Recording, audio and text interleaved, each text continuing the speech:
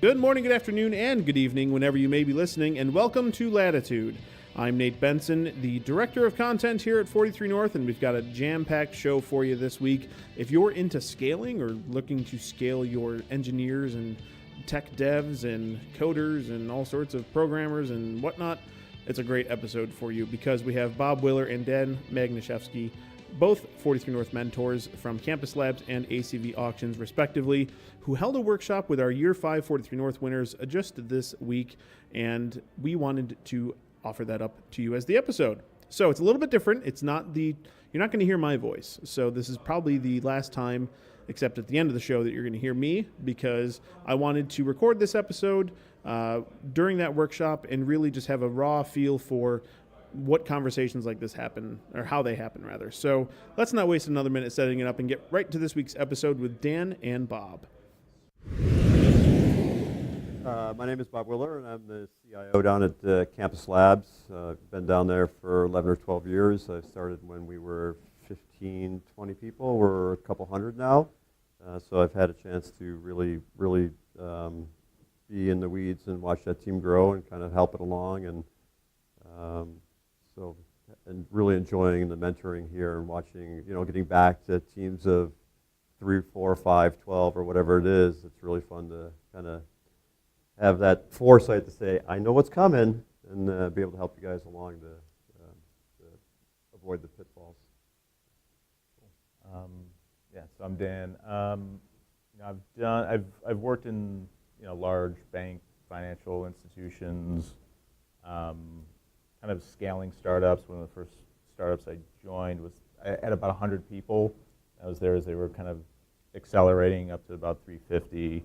So I saw that kind of in the middle stage, and then I've seen a lot in the early stages, not only just trying to hire your first couple engineers, but also, more recently with ACV, going from, one of the few people writing code, and then how do we hire contractors and keep product development moving along as a CTO being pulled into more of the business while needing to be able to still develop code and product and, as you're doing everything. And then how do you try to augment those capabilities as money is tight, and, try to scale it up to hiring your first person, hiring, the various stages. So as you grow to 10 people and 20 people and 50 people and beyond, how does that kind of change? One thing I'm really interested as well, and we can talk about it, or maybe a little bit of a tangent, but really how the role of the technical leader, whether it's CTO or whatever you're defined as, how your role changes, and really how that person emotionally, what you think your job is, and then as you start growing into this other role, and what that role needs to be. But there's also generally a lot of guilt around, I'm not actually doing work because you're not writing code, and it's a really weird thing.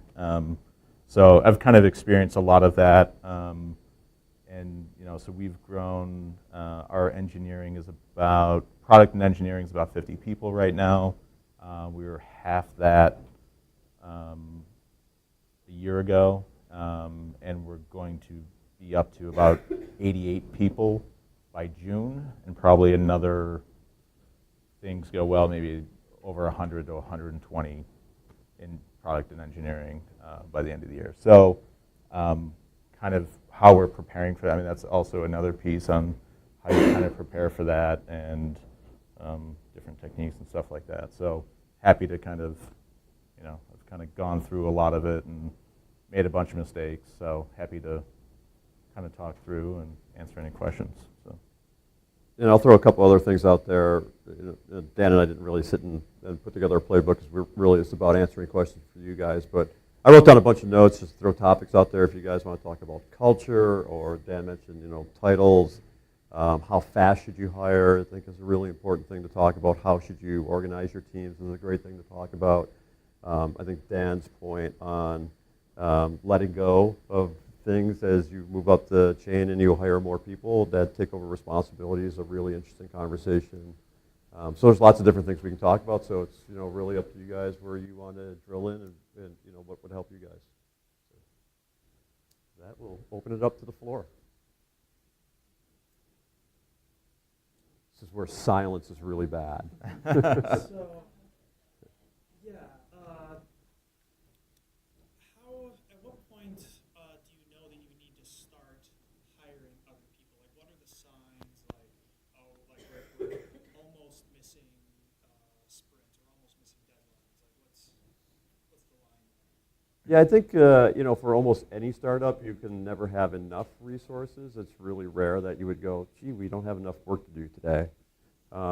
So it's really about being judicious about how you hire and how fast you hire, and kind of watching spend and burn, because the worst thing you can do is overhire, run out of money, and flame out, right? So it's really about being judicious in the pace at which you hire. How fast can you onboard people effectively? And make them, how fast can you get them useful and getting work done? So you have to balance the work that's coming through the dev pipeline with what your spend and what you're looking from a revenue perspective, right? So I think that's really the most important thing, is balance more than, gee, do we need somebody? I don't think I've ever seen a startup that said, yeah, we don't really need people. And I think one thing you can do is kind of try before you buy. And we did a lot of that where just due to cost, and it would be like, okay, we can find someone that can help, maybe, and even if it's only 20 hours a week or something like that, where we can offload some of the things that aren't, they're not the most important thing, they're not going to get done, but they're also super important, causing a lot of problems.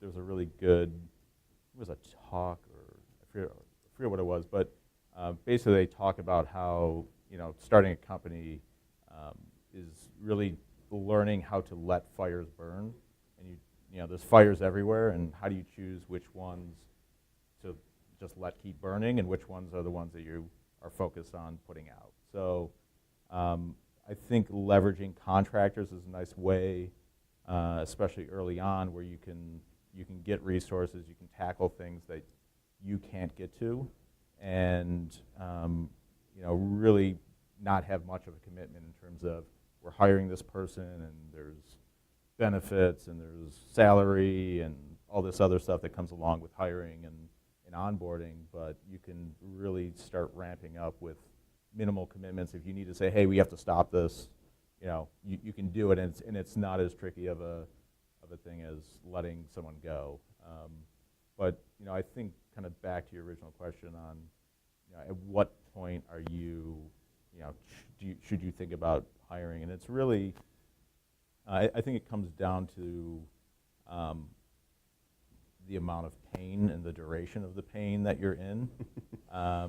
There's going to be a lot of pain, but at some point, it's realizing that I'm terrible at my job right now because I can't get stuff done.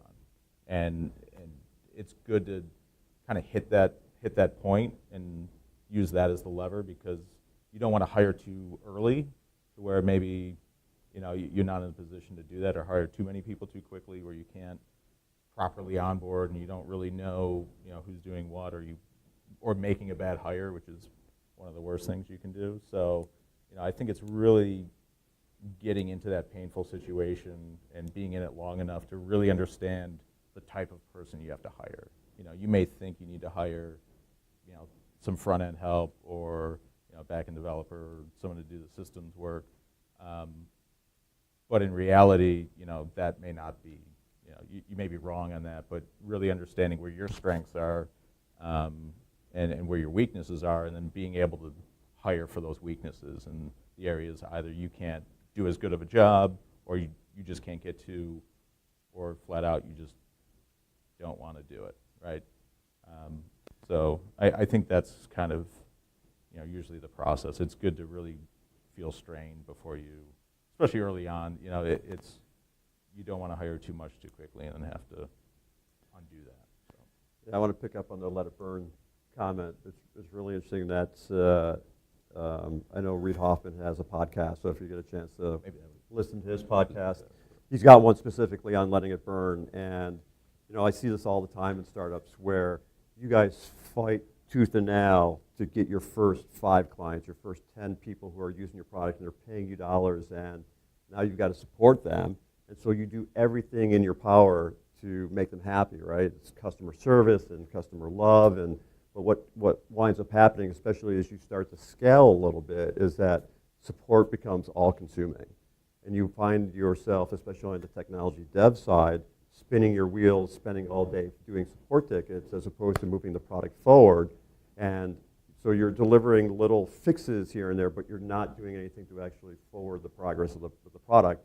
Whereas if you just ignore those, and it's really, really hard to do, it's like being a new parent and having a crying child, that you have to ignore it and let it go to sleep on its own, so that down the road in a month or 2 months or 3 months, you can deliver something that's better and fixes all those issues at once, right? And then you're actually getting something done and forwarding the progress. So that's that let it burn point is actually something that, working with Kangaroo Time team last year was a really, really hard thing to say, hey, listen, I know it's painful, but if you really want to move forward to scale, you have to let it go.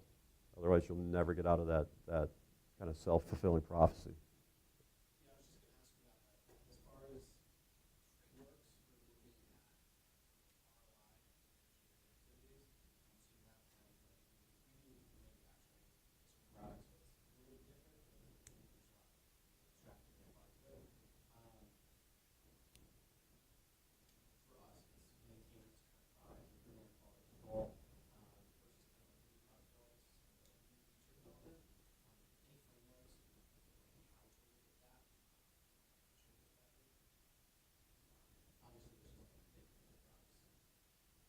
Mm-hmm. Yeah, I mean, I think more abstractly, it's whoever that the product owner, product manager person is, being able to determine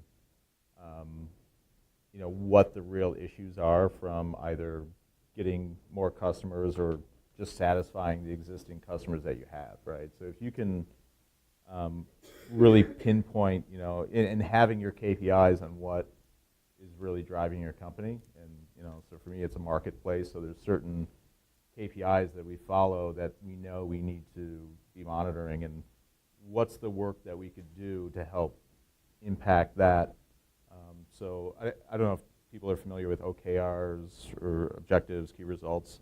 There's a great book called Measure What Matters, and it's by John Doerr, and it's really what Google, Netflix, YouTube, a bunch of these other companies, and really came out of Intel, and having those company objectives, and then making sure that everything you're doing in the company is tying back into those objectives of the company going up, and that you have measurable key results on everything you're doing. So, and the key result being something that is a binary, do this thing, or it's move this number from this to this or this percent. And having that like OKR type framework is really what's allowed all these other companies to scale and know that they're working on the most important thing and the highest impact. So implementing something like that, I think, is a way to help guide your decision making, and letting your employees know, or letting your employees be able to, kind of fight back on features. So, I mean, that's, especially early on, there's so much gut-based decisions that get made in building products, and where do you dedicate your time? And it's sometimes whoever's the loudest, sometimes whoever, was there the earliest in the company. But when you have this type of framework, it makes it, more mathematical in terms of these debates and conversations, that why would we do this? This is going to move it 1% when we can implement this other thing over here, and it's going to move it 10%. Why would we not go work on that? So it makes those, it really helps drive what you're doing. So yeah, I mean, everyone should just read that. I think I've listened to it on Audible like 4 or 5 times, so really good. Yeah, having those core set of KPIs that as a business, what are your drivers from a revenue perspective and a cost perspective, are certainly really important. One of the things I like to look at is what's the churn look like, especially for really young companies. If you're innovative and you have a few set of customers, they're probably using you because there's nobody else in the market. You guys are, in theory, first a lot of times. So where else are they going to go? So you have a little bit of leeway there to let them squawk, maybe a bad word. But if you lose them, it's almost impossible to get them back, right? So it costs you X dollars to attain a customer, but if you lose them, they're never coming back, no matter how much you spend. So I think watching churn is really important and understanding why you have churn if you do. You never get a second chance to make a first impression. So they picked you for a reason, and some may have been customer service or something like that. So you do have to walk a line there. What I'd want to guard against there is getting into a feature war, right? A lot of times, especially early on, those customers, they have your ear. So you're listening to them. They're saying, hey, I need to do X, I need to do Y. What you don't want to do is get in a feature war, because if you're getting in a feature war, especially against a bigger competitor, they can probably outspend you, and you don't want to do that. So you have to think about how can we differentiate ourselves in the market other ways, and think more strategically than just go, okay, what's fight a feature war on a checkbox basis.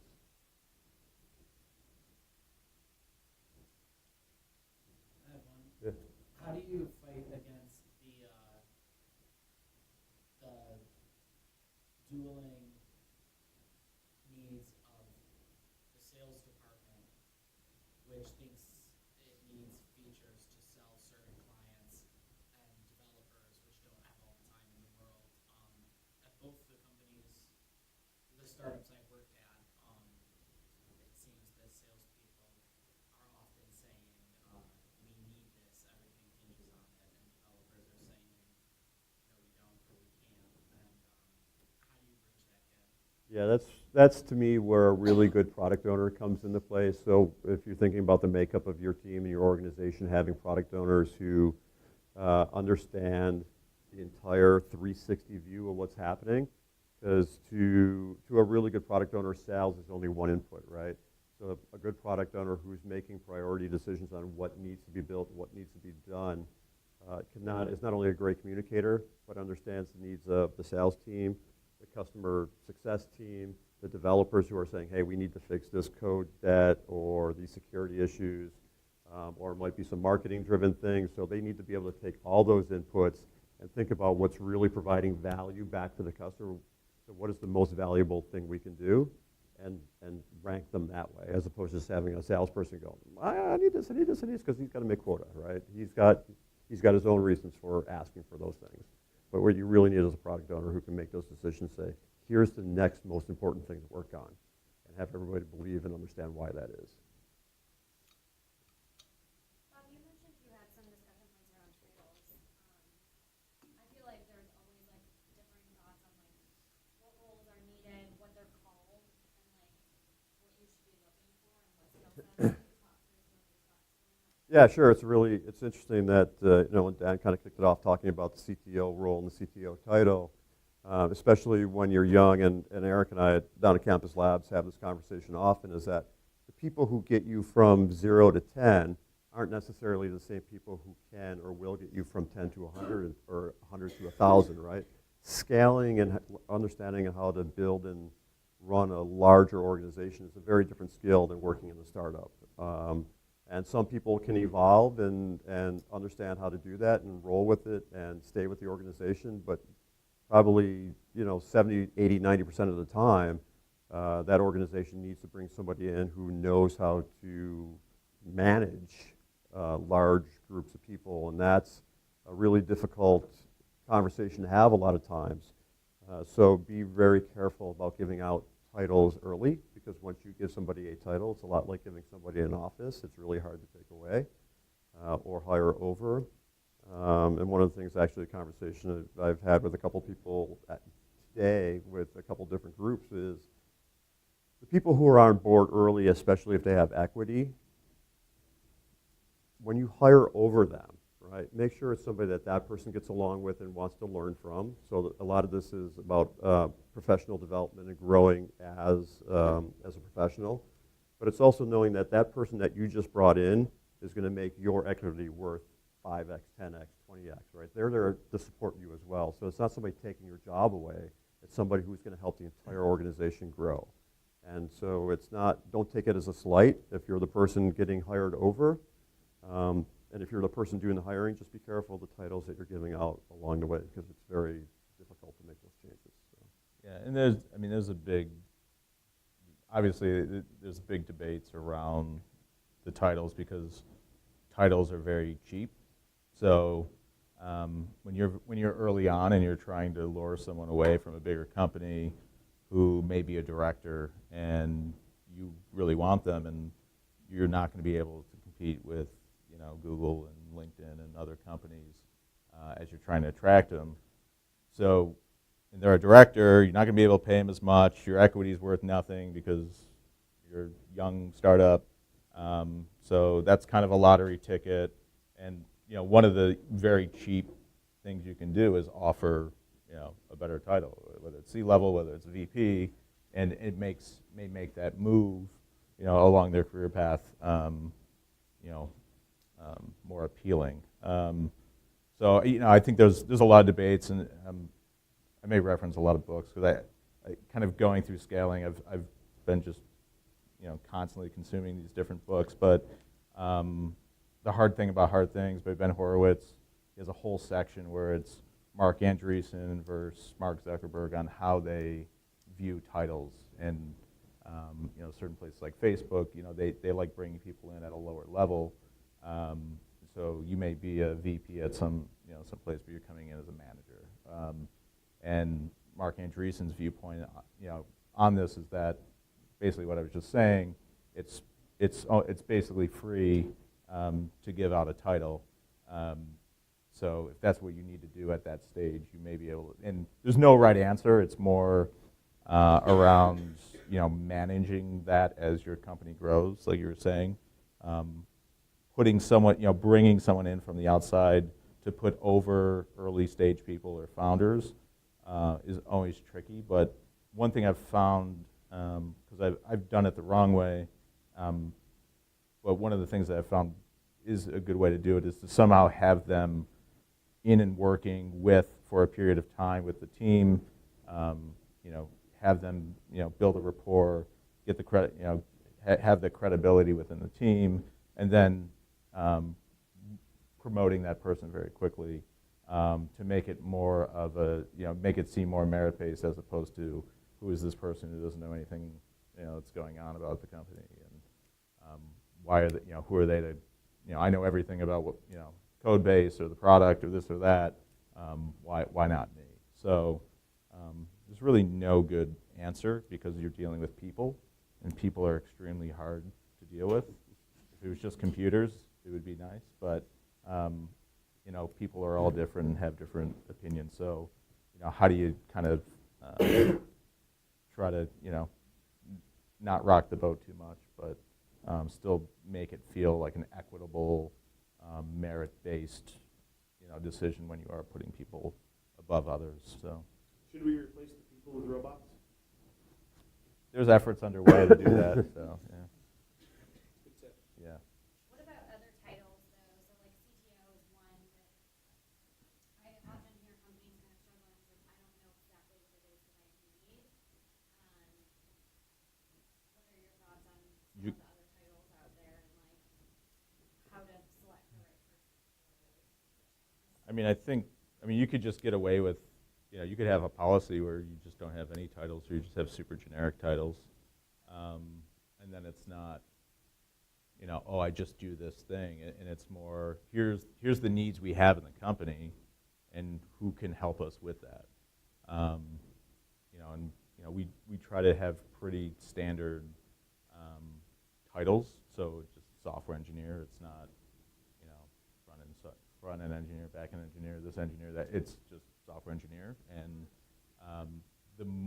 engineering manager. And the less you try to put a label to things, the more it's just about the work to be done, and here's what we all need to do collectively in order to achieve our goals and get something done and move the business forward. So I sometimes that could work, but as you start hiring people, more and more people from larger companies that are used to titles and used to that, having the prestige around the title and all that, it becomes a little tricky.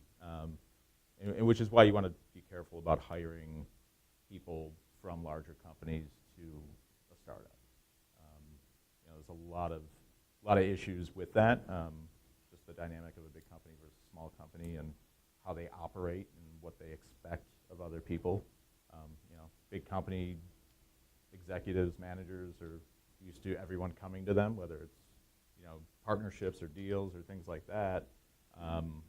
Whereas in a startup, nobody knows or cares who you are, and you have to go out and generate those opportunities. So, generally be wary of people who are at an early stage that are really concerned about their title. I was just about to say the exact same thing. If you're in the interview process and the question comes up from the person, what's my title, that's probably a really big red flag. Titles are, just like your organization, evolutionary. They'll change over time, and as you grow and hire an HR team and have some feedback and things around that, from people who've done it in the past will give you guidance. I think it sounds like Campus Labs is probably very similar to ACV around, the tech organization is extremely flat from a title perspective. What people do want to know, though, is there professional development opportunities? Am I going to learn and grow professionally in this role? And that doesn't have to mean you get a different title when you do something or accomplish something, right? So constant feedback during the course of the year, how people are doing, what they can work on, giving them new opportunities so they can keep their skills fresh, and keeping the salaries in line with what they're doing, and making sure that people understand what their roles and responsibilities are probably at least 100 things that are more important than a title. Yeah, at the end of the day. And what we did to kind of, because people do want, how do I get to the next level? How do I progress my career? One thing we've implemented is really just having different levels. So you can be software engineer, and there's levels, E1 through E7. E1 being intern, and then as you go, E2, E3, and there's very explicit technical aptitudes, social, things that we expect at those levels, and there, so there's the different levels, and then there's, within there's different tiers. There's 3 tiers within each level, so it allows you to, have the ability to, work within a level and be able to give people raises as they've earned, but at the same time, you can say, hey, well, in order to be in E5, you should, we're expecting you to do X, Y, and Z, and you're only doing X and Y. So work on Z, and that's how you get to the next level.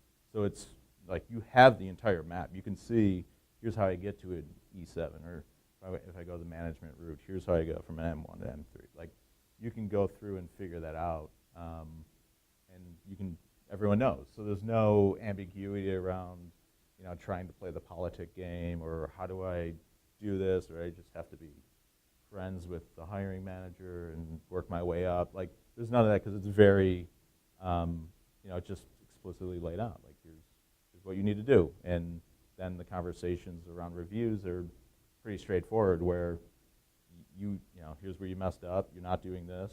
You haven't, you demonstrated this consistently. So until you do, we can't move you up. So I think that's another good framework to kind of work with. Just trying to have that transparency with everyone. Are you willing to share this? Sure. Yeah. So on a super practical level, do you have any other experience or bits of advice on how you approach hiring for your, second versus 20th engineer? What would you tell them for their previous company? Your more functional. I think a lot of this comes down to, what's the needs, right? So if you have very specialized needs, that may be really difficult to hire for. And I think there's always a choice between, do you hire somebody who's got a broad base of knowledge but maybe doesn't go deep, versus somebody who can go really deep on one subject but not be very broad. So it's a lot of it comes down to what's the utilization of that person going to be. So you may have a very specific need and challenge, and in which case I think Dan's point from earlier, which is maybe going with a contractor who specializes in that, might be a much better route to go versus, finding unicorns is always hard and it's generally expensive. So unless you're going to put that person to work a lot, hiring that person full-time may not be the best option. That may be a place where you look to outsource or go with the contractor route, because those people are usually hired guns. So Yeah, I mean, when it's one person and you're looking to hire your second engineer, really what we did, was just utilizing our network. We didn't have a recruiting team. We didn't have, so it's really, kind of getting someone that's willing to really, well, I guess I can talk, the way we hired, I can go through that. We were actually looking for more specific skills because it was we knew where the gaps were.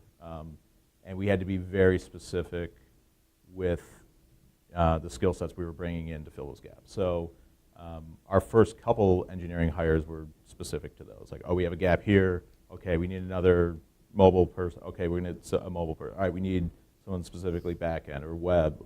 And we would hire in those. But as we've kind of grown, and then as you start, getting into where you may have an infrastructure team, and then you have, a couple sprint teams, or whatever, however you're breaking it up early on, that's when, and what we did was really try to get more generic software engineers that could move between front end and back end and things like that. And that's really kind of our philosophy now, is how do we find people that aren't coming in saying, I just do Angular on the front end and that's all I do, and I'm committed to this framework and that's all I'm going to do. Because then, as you grow, you're going to get very pigeonholed into that specific technology, and if the business or the product demands are different, and if you're growing and scaling, you're going to need to rebuild your systems in a different way and architect them in a different way. And the technologies that you were using aren't going to be relevant potentially anymore.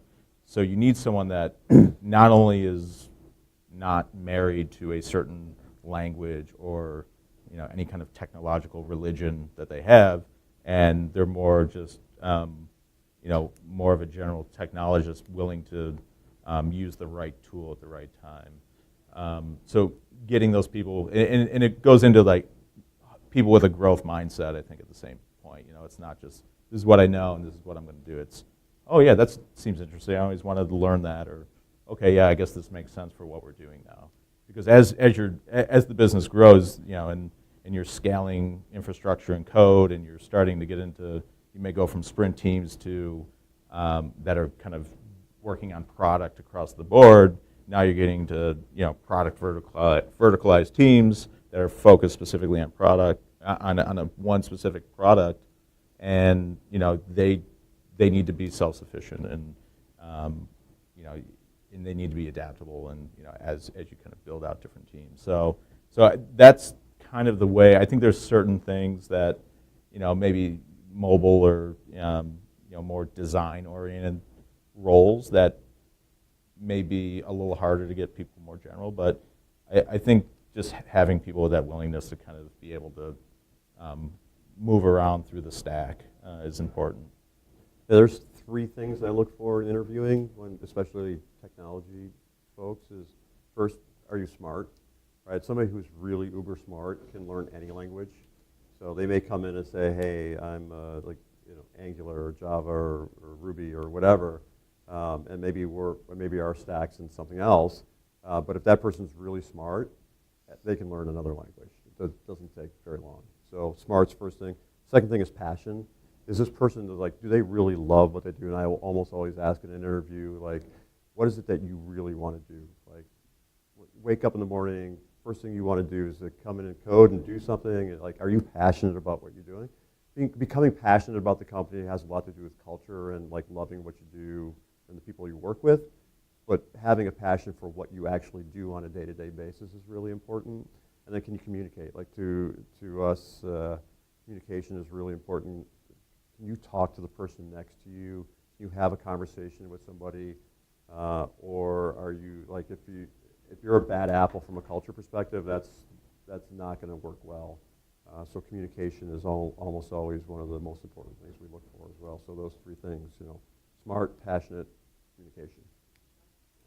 And another kind of tactical thing that we did as we were kind of scaling up, initially you have a couple people and you sit down and do your interviews. As you get more and more people and you're starting to hire more and more positions, you start taking up more and more of your engineers' time to do those engineering.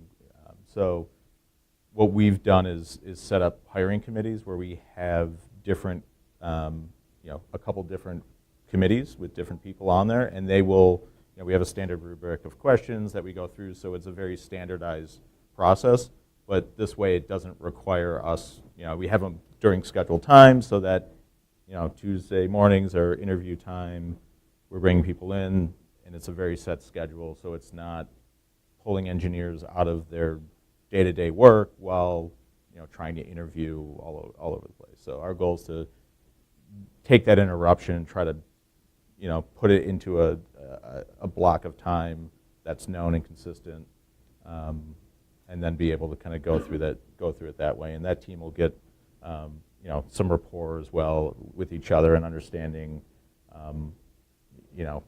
as they vote afterwards, yes, no.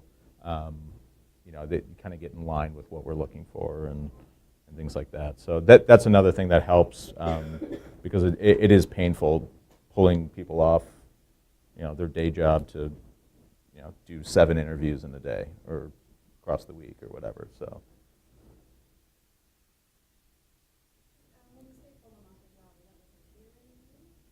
What's that? I was saying that somewhat sarcastically, like, off your job in terms of doing real work. But it is getting that, interviewing is part of the job.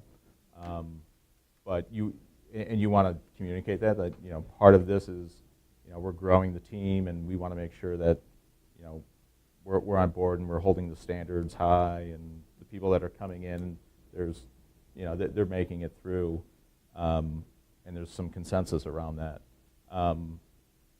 So there's that piece, but pulling them off, you don't want to be, especially software engineers and really anyone, you don't want to have sporadic times when you're just pulling them off. When you need large dedicated blocks of time to focus and get work done, you don't want to interrupt that. So that's the big thing, trying to make sure it's not, it's as small of a burden as it can be to getting your day-to-day work done. Just kind of on that note for interviews, presumably you have an HR person who's screening, and then I might meet with somebody, and then potentially a third group, I have a president who is in the Mm-hmm. How many interviews would you bring up? So there's usually a phone screen, and then a committee, and then we used to do 2 different committees, but really like one committee, and then kind of come to an agreement. And if there's any, if the kind of the vote split a little bit, then it's kind of like a regroup session, or maybe we do a re-interview or something like that. But depending on how many candidates you're hiring, if you're going to hire 1 or 2 roles, then you can probably take a little bit more time and maybe go through more steps. But getting efficient with that process to where you can do quality interviews, quality screens, and come to a decision quickly, and going through a lot of candidates is the key. Obviously, the sourcing and the phone screen is huge to make sure mainly you're not turning away really good candidates because they don't have a certain programming language or something on their resume, but just making sure you're not letting people through that are a waste of time for 5 engineers. So, but yeah, it's hard. Yeah, we're slightly different, and I think it depends a lot too on what level you're hiring for, and obviously as the size of your organization grows, it changes a little bit. But we I think the top of the funnel is similar. We have a recruiter, and there's phone screens, and she does a great job at kind of getting the person to the next level. And if it's for a position that's kind of stays within the department, so an engineer or an operations person or somebody who's going to work within a team, then the leads of that team will conduct that interview and kind of make the decision. If it's a person who's going to be more of a cross-functional person or more of a senior person, then we'll have cross-functional interviews and bring multiple teams and multiple leads in to have those interviews to make sure there's consensus and buy-in and make sure everybody kind of agrees with the hire. So we don't have a committee per se. We empower our leads, and then it's cross-functional if required.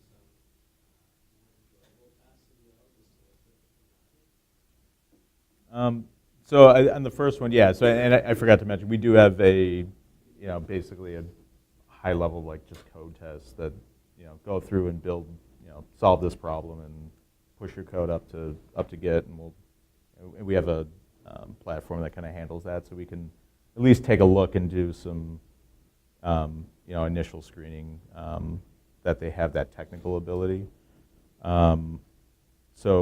So yeah, so we do some of that, and then some like in-person whiteboarding type stuff. But which is one part of it. It's not the complete. But and then in terms of, I think your second question was, do you give them the not fun stuff, or do you just give them the fun stuff so they don't leave immediately? Is that kind of the question? Well, I'm just saying, like, if you have like engineers in there,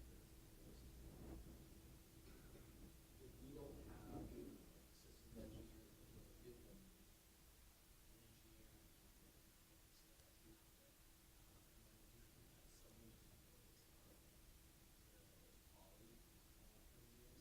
Right.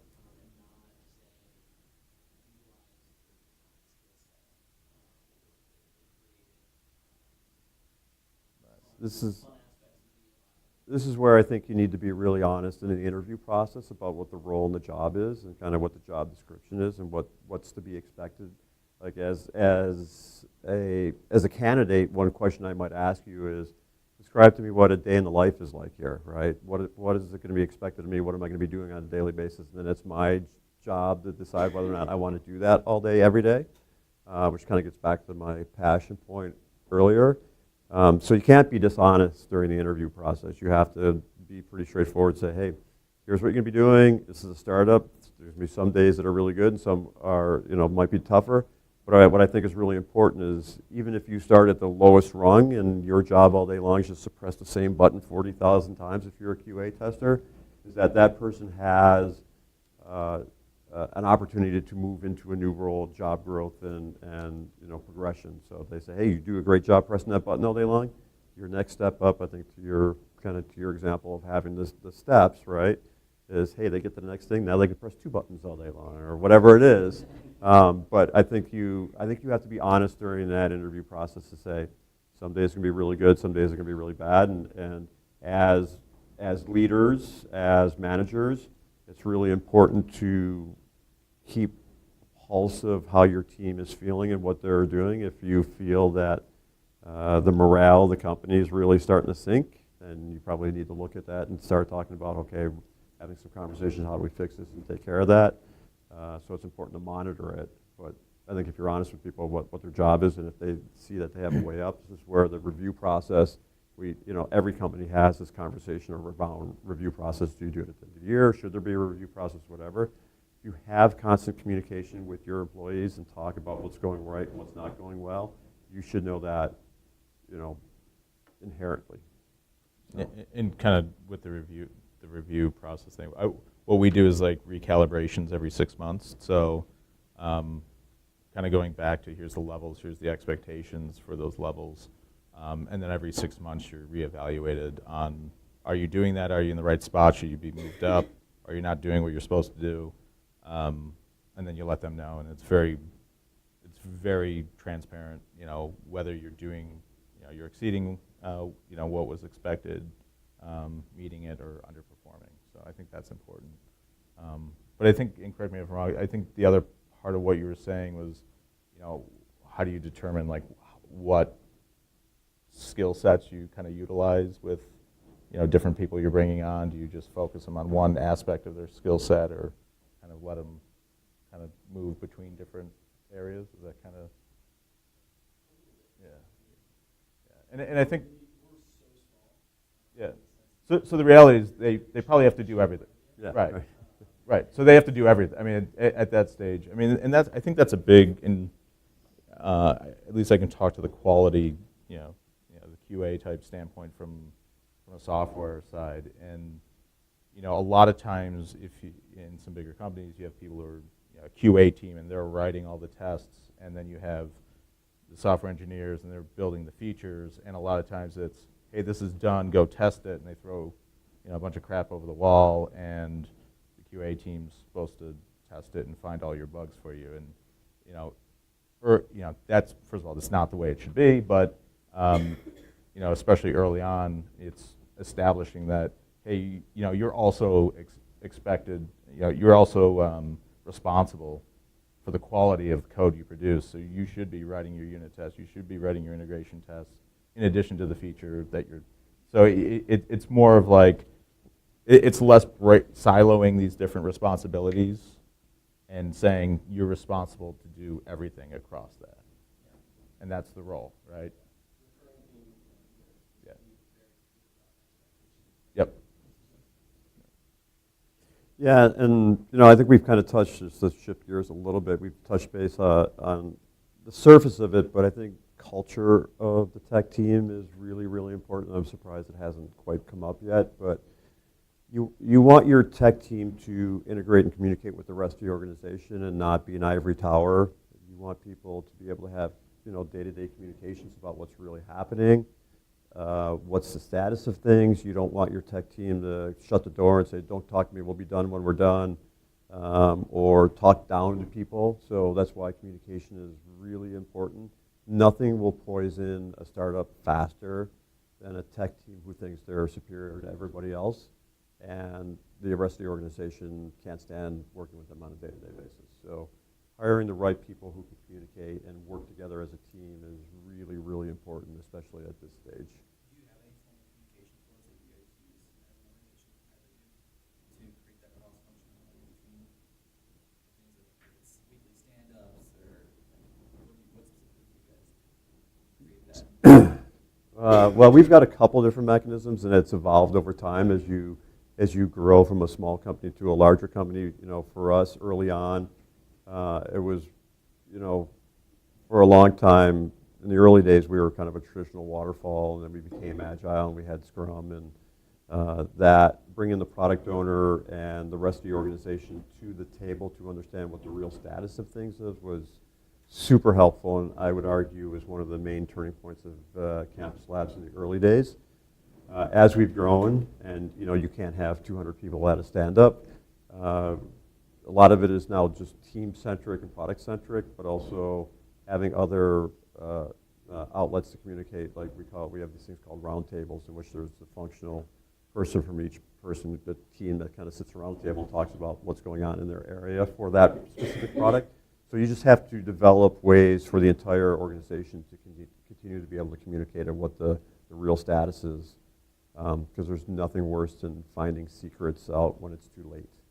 Yeah, as you're scaling, the organizational design is really important, and really what, as you're building companies, what you're building is communication workflows, right? And so, that's everything from, for us, we have a monthly company call. I mean, everyone's on the call. We then have monthly, business, review meetings, and then organizationally, we'll do like quarterly offsites. But then you go down and I have weekly managers meetings, and then each manager is expected to have weekly one-on-ones with each of their direct reports. So that way you're building this communication channel where something can funnel up from the one-on-ones into the manager meeting, and that you can funnel up.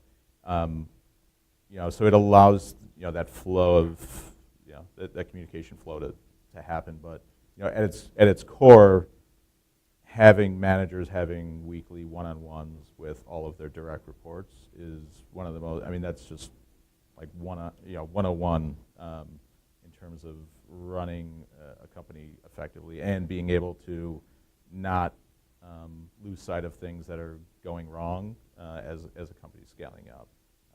It's a good way to keep,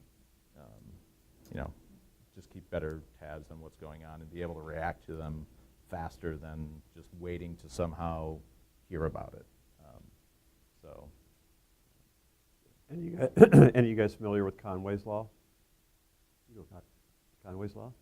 Yes, is that the one that says however long it's going to take, double it, supplies, even if you already applied the law? No, it's so the actual quote is the actual quote is organizations which design systems are constrained to produce designs which are copies of the communication structure of the organization, right? So the example is if you have 4 teams working on a compiler, you'll have a 4-pass compiler, right? So as you design your teams in your corporate structure, think about it first from an architectural perspective and then design your organization around that. So do you want teams that are built around technologies? Do you want a database team, a front-end team, a web team? Or do you want teams that are product-centric? So do you want an invoicing team and whatever other piece? So design your teams around how you want the communication in your product to be developed from an architecture perspective versus these people all sit together and talk together. And so you got to think a little bit about that. And I'd also throw in domain-driven design, and that's kind of the evolution we've gone through in getting into more domain-driven and understanding the business domains and how does the tech organization mirror that and help support that as you're building different products. And for us, we have a lot of different different teams and different some spin-off companies, things like that. So how do we help support those and have those all be kind of tightly coupled together? So domain-driven design stuff's an interesting way to look at it.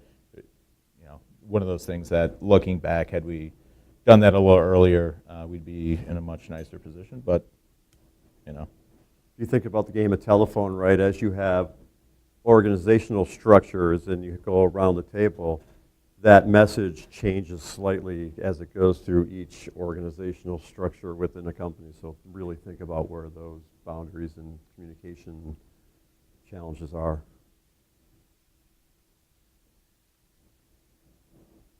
Anything else? Do you have any additional things about culture of tech teams specifically outside of making sure they're integrated and communicating nicely? You got your dump button ready? So we have a saying, and it's pretty straightforward and blunt: fire assholes. Like, honestly, you could be the brightest, smartest engineer in the room, but if you're an ass, I don't want anything to do with you. You can go find a job somewhere else, because you will poison the culture and the company, and it doesn't matter how good you are. I think that's probably one thing. Yeah, and I think if you start seeing your best engineers or your best talent start leaving, then I think that's a good way to kind of know that something probably culturally is a little off and requires further digging into. But culture, it's hard. It's not just foosball tables and stuff like that. But it's just really, I guess they say the best cultures resemble a cult. So go learn how to create a cult, I guess, and try to mirror that. Well, yeah. So we have a meeting next Tuesday. So show up, and we'll all wear. Drink the Kool-Aid. But yeah, no, I think it's really just trying to make sure that the asshole thing is a good point. And it's just making sure that, and some of the stuff that we've done is trying to make sure that people understand that, intend or assume good intentions is a big thing. A lot of, especially in the heat of a moment, if there's something going wrong, the system's down or whatever the situation is, it's very easy to get finger pointing and to get people pissed at others, or, well, I did my work, but they fucked it up, so look at them. And it's like, no, that's not. So those are big cultural things where you can start getting divisions and cliques, and those are, I think at its core, like, just trying to make sure that we don't have those, and that because from there, that's when you start getting more and more issues. But assuming positive intent, the other person's not out to destroy you, most likely. Yeah. So assume, like, we're all on the same team. We're all trying to achieve the same goal. So look at it from their perspective, and be empathetic to the situation they're in.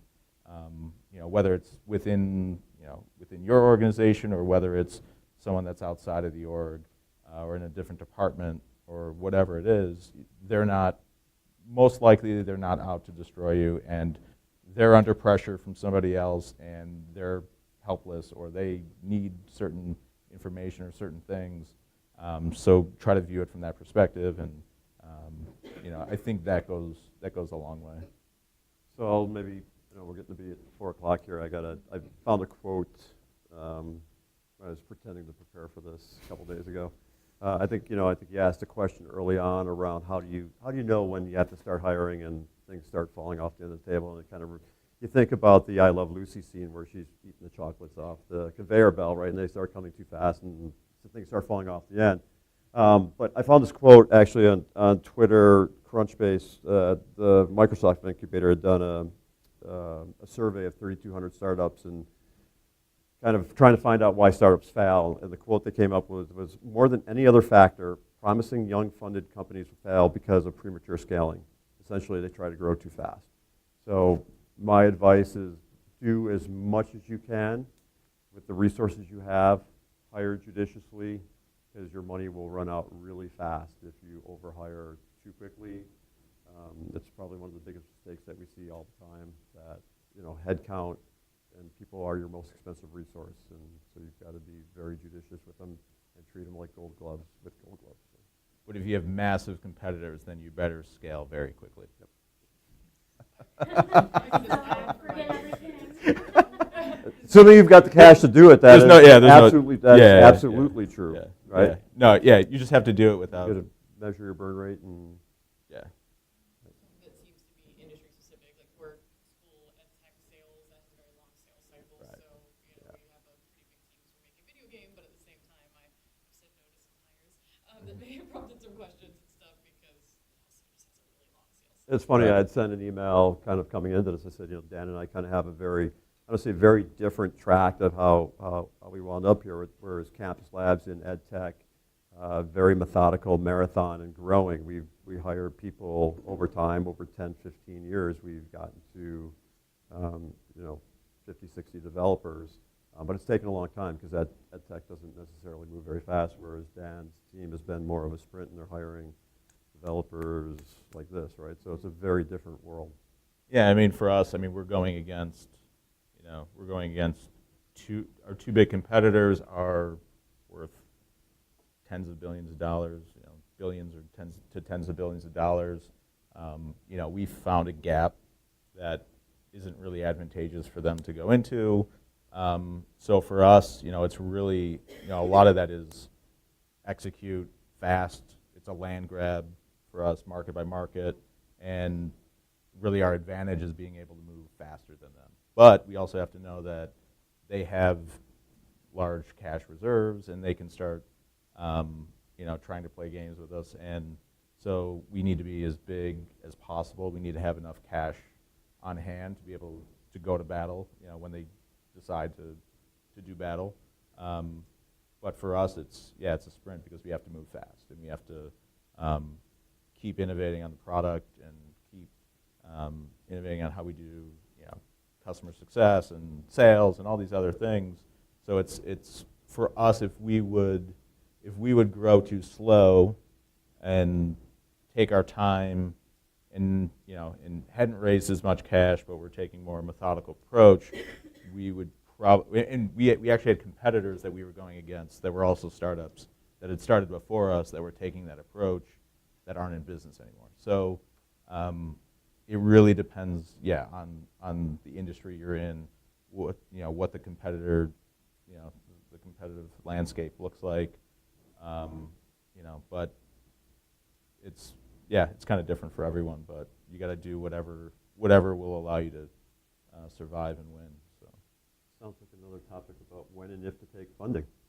yeah, well, there was that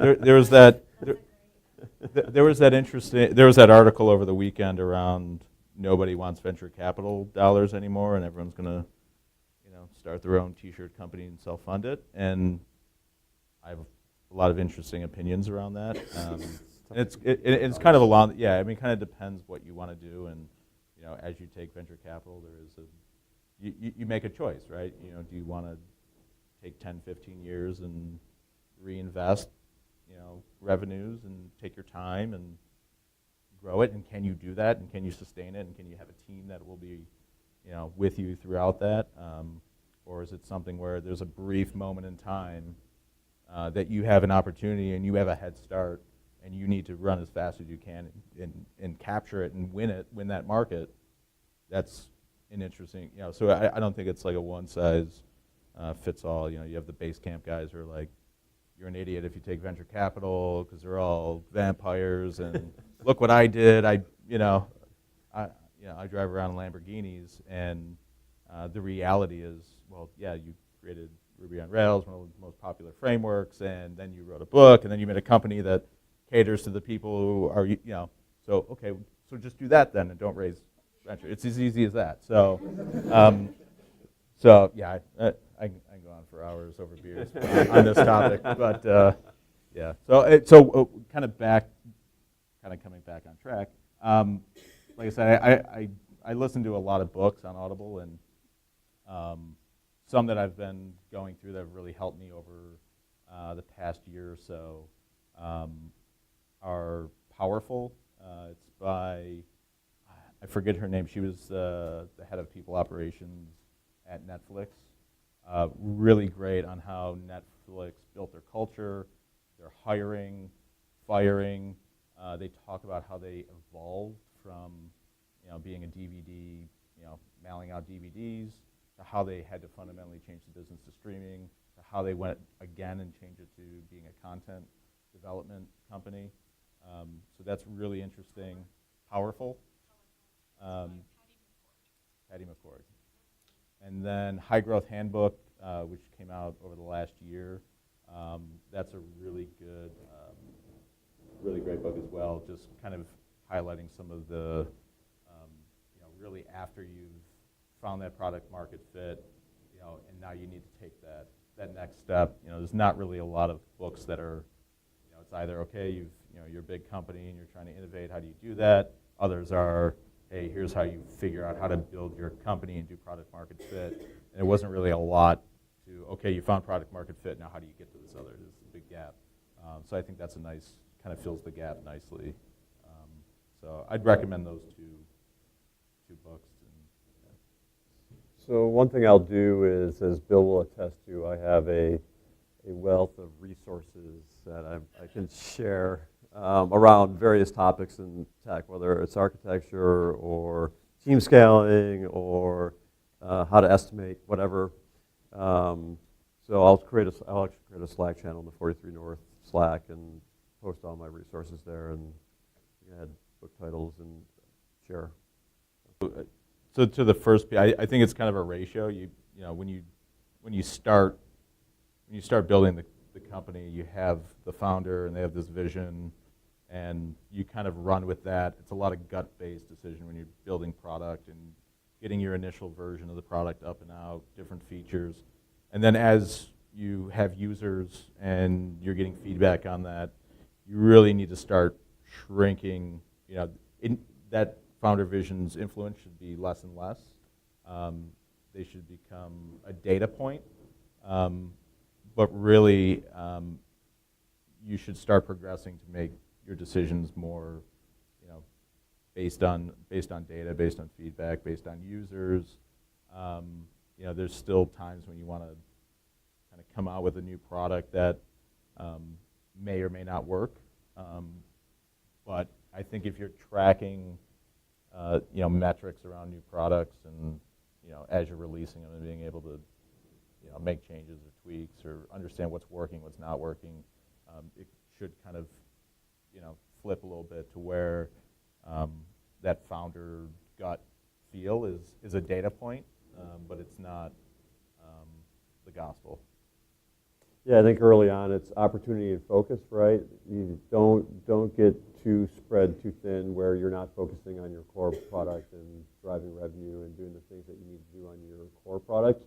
If there are opportunities, you can certainly investigate them, and it depends on what resources you have available to attack that. And as you grow and get bigger, I think really what you develop is a growth strategy, right? Is your strategy new product development, looking for new opportunities and incubating things internally, bring them to market, or your growth strategy might be something like acquisition? So, as you grow, that depends on the market you're in and what the opportunities are out there. So, on your second question around the first 2, 3, 4 hires, they are probably the most important hires you're going to make, because in theory those are going to be the people who are going to be with you the longest if you do it right. My first piece of suggestion is don't settle. Just because you guys need resources and you go, okay, we just won, the award from 43 North or whatever, and first thing we got to do is hire, is don't settle. Don't take the first thing that comes along. The second thing is make sure you hire somebody that you're essentially bringing them into a family, right? You guys are small enough that you guys are with each other every day and you know everything that's going on. And you gotta ask yourself, is this a person that I want to spend a majority of literally your life with for the next however long? So don't settle. Make sure somebody that you feel really comfortable working with, but also somebody that's got the technical chops to carry you forward. I think those are probably the three biggest things. It helps that they share the vision and everything else, but I think that goes to not settling. So. Yeah, I think it's just a matter of not hiring too senior of a person too early. Are you still with me? Are you still here? It's been about an hour. I hope you're still with me.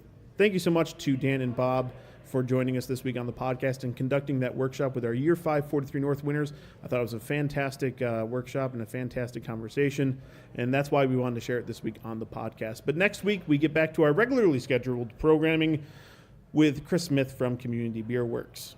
Make sure you're subscribing to this podcast on iTunes or wherever you get your podcasts, and head on over to Apple Podcasts and leave a 5-star review. And if you're looking for a brand new job, head on over to 43north.org/jobs and check out our jobs board. We have dozens of jobs available at startups and tech companies in and around Buffalo.